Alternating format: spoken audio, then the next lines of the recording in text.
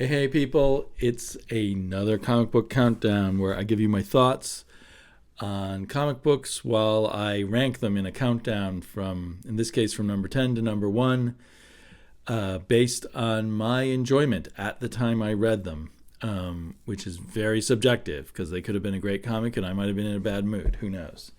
Or my expectations may have been way off. Anyway, it's so wonderfully subjective, I hope. These are the comics I picked up that came from the Wednesday before this Wednesday. I hope to kind of catch up and maybe later in the next few days read the next set of comics that came from this Wednesday, get it, and keep it rolling. Back on a weekly schedule. We'll see if that works.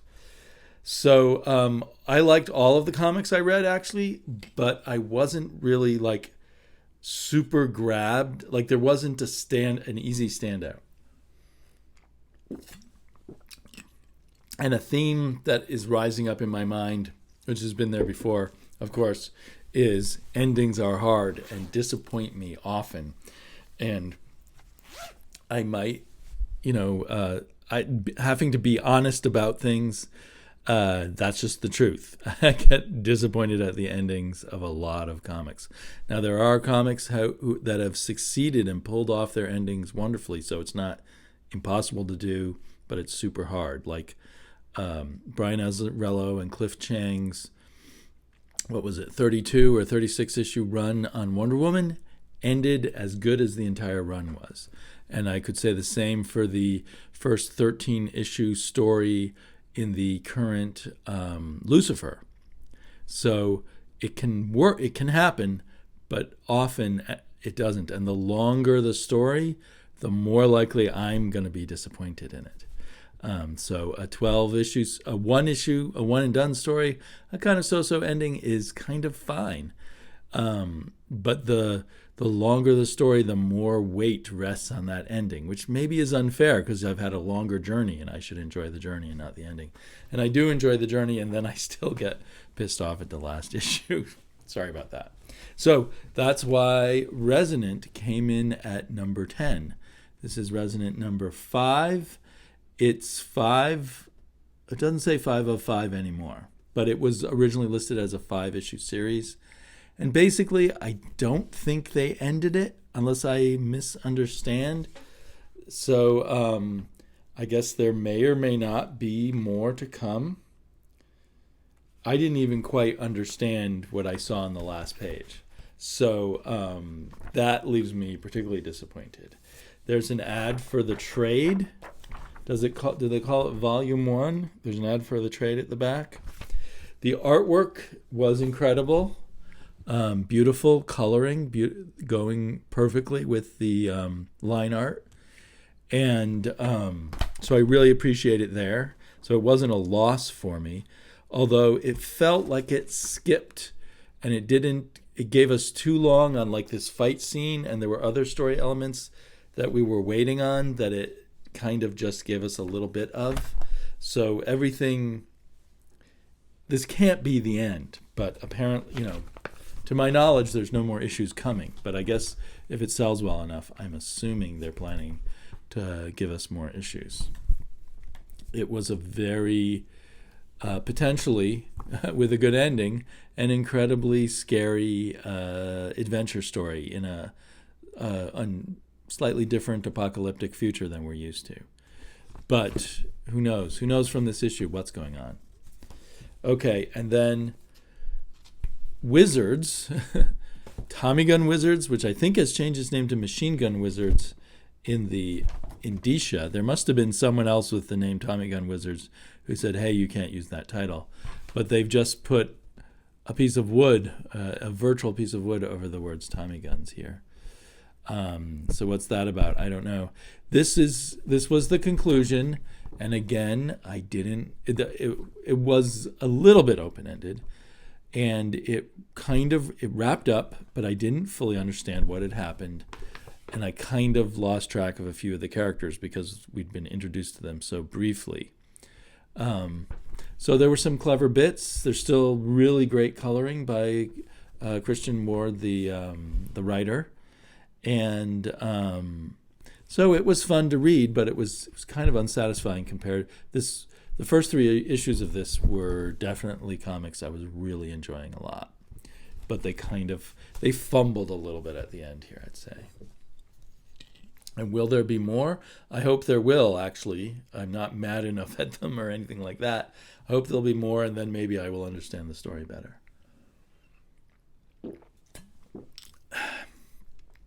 I'm feeling with a lot of the Dark Horse comics lately, they wrap up in 4 issues now, and that's not enough. Ironic, because I would like more one and dones and short story arcs, but for the writers, the skill of the writers who are doing these series for Dark Horse, it kind of feels like they can't pack their story into those 4 issues and balance everything and get all the information out that they need to. I could be wrong about that. Maybe it just happens that some Dark Horse series I've read recently, the creators wanted to do 4 issues. Maybe Dark Horse is not limiting them to 4 issues. I have no idea. Here's issue 5 of Valkyrie. This continues, as I've said before, is a really fun kind of Marvel-style story, at least in terms of the script. The art is kind of this semi-painted looking stuff, and it looks pretty, but it doesn't convey that sense of Marvel action that the story kind of calls for. It's very sedate almost feeling. So I don't hate it, but I sort of can sense, like, is that the best action pose you can get in the middle of a fight? Back in the old days of Marvel, and the story to me evokes that old days Marvel kind of thing. It's very cool. The cover, I don't think any of well, maybe Doctor Strange is in the story, not Captain America, not Iron Man. So I'm not sure. They're trying to evoke one of those old covers. One of these characters is going to die. I don't think anyone does die in this issue, actually. But, of course, that's also the old Marvel thing. So worry you that their character's going to die, but they don't. Anyway, it's a fun series. I'm sticking with Valkyrie. I've been enjoying it. A little surprised from Al Ewing and Jason Aaron that they just come up with a standard kind of superhero story. But I enjoy a standard superhero story, so that's cool. Year of the Villain, the Injustice League Dark. It wasn't really about the Injustice League Dark. It was just a continuation of the Justice League story, which I was glad of. This Dark Injustice League, which I don't think they're calling themselves that, does appear. And we get some interesting more information about the witch Circe and the source of her power. And a nice twist. A bit of a spoiler here, so if you're going to read this and haven't, wait till I stop showing it. A nice twist here it's kind of an old twist, I guess, but Circe has taken over Wonder Woman, and I thought they kind of unveiled that fact in a nice way and made it a fun, exciting story out of it. This series always has great art and color, and the only flaw of it is it kind of feels like the same story that keeps turning over. It's fun to read, but it's like, isn't this kind of similar as before? And at this point, I'm almost unclear who the real big bad is. There's just so many layers of bad people on bad people, and what they all want and everything. I've kind of lost track of that. But on some level, it's like it doesn't matter. It's still just really cool to read. I think this will be wrapping up, and James Tynion will be leaving it as he moves on to his moves on to his Batman responsibilities, where he'll be doing 2 Batman comics a month and probably have a lot of pressure on him. Plus, he's got other indie comics going. So I'll be sad to see him go from this. But on the other hand, I feel like we've had a good run with him, and maybe we don't need more. I'd love to see him, come back years from now, 3 or 4 years from now, and do another DC dark kind of comic, because he's good at that. Speaking of dark, but in a completely different kind, Space Riders, Vortex of Darkness. If you try to understand the story going on here, in a weird way, it's kind of like Circe and the upside down evil magic guys in here.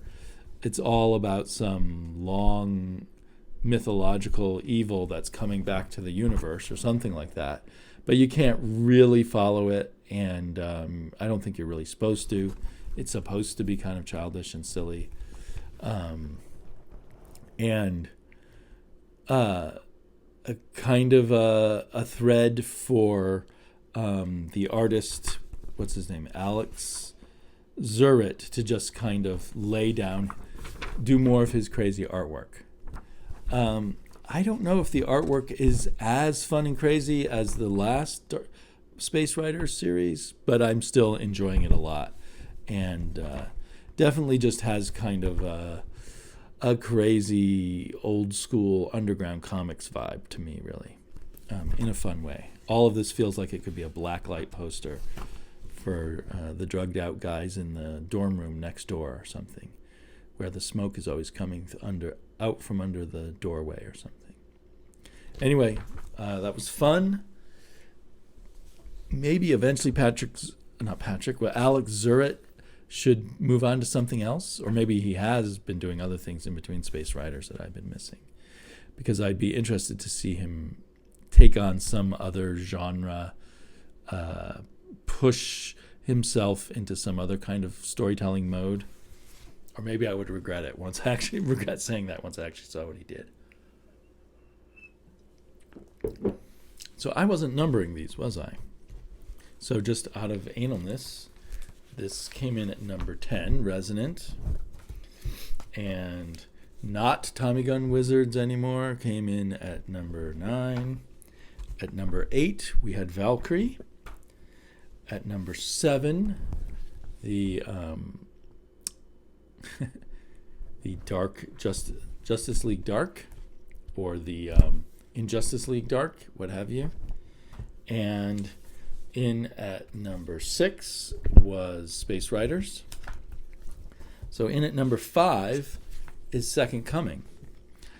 I enjoy this story, and even though it's a lot of religion kind of being critiqued here or played with, sometimes he's critiquing it, a lot of the time he's just playing with the mythos, especially in this issue with a lot of stuff about the relationship between God and the devil. And then a kind of, an easy swipe at evil dictators also. So we have kind of two or three threads: the story of Jesus, the story of God and Satan, and the story of Son Man, or whatever his name is, the Superman-like character. It was all fun to read, but didn't leave me super involved. Maybe Mark Russell's played out a little bit for me. That's kind of unfair to say. His comics are still good, but it's just not as exciting as back when he was doing the Flintstones. Freedom Fighters, number 11, comes in at number 4. And even though I ranked this pretty high, because this has consistently been my favorite, or one of my 2 or so favorite DC comics right now, I can see that this is the penultimate issue of a 12-issue thing, and it's mostly a big fight. And I can see that potential disappointment. The great series, the first 10 issues were fantastic. Issue 11 was okay, and will issue 12 kind of land with so what? I knew that was going to happen. I expected it all. That's almost inevitable in this kind of story, right? It's got to be good over evil, maybe with a hint that evil will rise again by the end. So I guess it's all a matter of how they put that together. And even so, it's not going to, even a good ending here is probably not going to rank as high for me as the issues leading up to it, the journey. Here in this issue, they seem to be going for a lot of big, iconic spread pages, splash pages, sorry. Let me see if I can find another one. There's the gross out shock one, and then there's the big, where did it go? The big statement one. Freedom is on the march. So you get the feeling from that. There's just a lot of big action scenes. A lot of fighting with Uncle Sam versus the cyborg Uberman. And it was fun enough, but what are Uncle Sam's powers? It's totally unclear. He just the more people believe in him, the more powerful he gets, and he can give a bigger and bigger punch, I guess. I don't know. I kind of would have, so I enjoyed it. But if it played up as well as in my fantasies of a really good penultimate issue from this incredible series, it might have ranked number 1. In at number 3 is Shazam, and it mostly rests on the story being really good, continuing on from a really good story that's been going now for 8 issues, because the art was a bit of a disappointment. This also, maybe if it had Dale Eaglesham, the usual artist, on it, I might have ranked it at number 1 also, or it would have been in contention. But the art is by Scott Collins, and there's nothing wrong with it, but it just took me almost the entire issue to get over the loss of the regular artist who did the cover. And I think it's the regular colorist, but this colorist, Atea, his coloring style just does not work well with Scott Collins' artwork. I think that may have been the worst part of it for me. So sometimes when you get the wrong coloring style with the wrong artist, that can, I don't know, just become really distracting and affect the way your eye takes in the page, I think. I don't know. There's something about the backgrounds and the foregrounds and the shiny feeling of everything that just didn't work. And it's the same colorist on this cover, and whatever he's doing on this cover, it works really well. So, but my hat's off to Jeff Johns, because he is really making this story work in a way that I would not have thought, starting with issue 1, he could pull it off. But it's a really fun, rich fairy tale, kids story, if you will, that I really enjoy. Okay, and another one in that endings theme, in at number 2, Curse Words, which you can see it's kind of fading off the cover. This was the ultimate finale, and it was mostly a big fight scene with the evil guy Syzygy, and they did a lot of creative things with that. I would have loved it more if somehow it wasn't just a big fight scene at the end, but that's the way it was. And I still rank it at number 2 because I've loved this series so much, and it's pretty built up pretty well. It's continually gotten more interesting to me as it's moved on. There might have been some lulls somewhere in the middle, but so I really appreciate what they did. I appreciate that they made it to 25 issues and decided to stop there. So overall, I'm really satisfied, and I still recommend this series a lot to read in trade. But I wasn't knocked off my socks by this issue. So it was never in contention for the number 1 spot, like any of these that might have been if they'd been slightly different. The only one that was ever in contention for the number 1 spot, so it got the number 1 spot, was Criminal by Ed Brubaker and Sean Phillips. And they say at the back that there's 2 more issues left in this storyline, so I'm really looking forward to that. And the way they write a story, they are more likely to pull off a good ending, although I've seen Brubaker and Phillips kind of fumble the endings of some of their stories a little bit, and some they do really well. But I really disliked the ending to Kill or Be Killed, and I was a little mushy on the ending to the Fade Out. But usually criminal stories that I've read end very well. My favorite right now that I can think of is My Idols Have Always Been Junkies. That ended incredibly well, in my opinion. So this story is kind of, even though it's the second half of the middle, it's kind of a middle feeling story where it's moving things along, but it's moving them well. and it's giving us interesting character beats. All the previous issues in this storyline, each issue has focused on the point of view of one character. This one returns to characters we've already had the point of view of, and gives us the point of view of two characters. The detective, Dan Faraday, who's fallen in love with the woman he was supposed to find, the criminal woman who is now the girlfriend of Teague, and the point of view story is from his son. Is it Rick? I think it's Rick. So anyway, good stuff. I can't wait to see what they're going to do next. I do not, even though I appreciate that they put extra material at the back, I'm not interested in these random movie reviews. If they were, I wish they would mix in with the movie reviews some articles about crime novels. I think that would be more applicable in my mind. I feel like this is more like a crime novel than a crime movie. Or maybe even a crime TV show would make more sense. Or other crime comics. That would be interesting too. But I always enjoy reading the notes from Ed Brubaker a lot. And sometimes he includes letters from fans, and sometimes he doesn't. There were letters here. You always learn a little bit.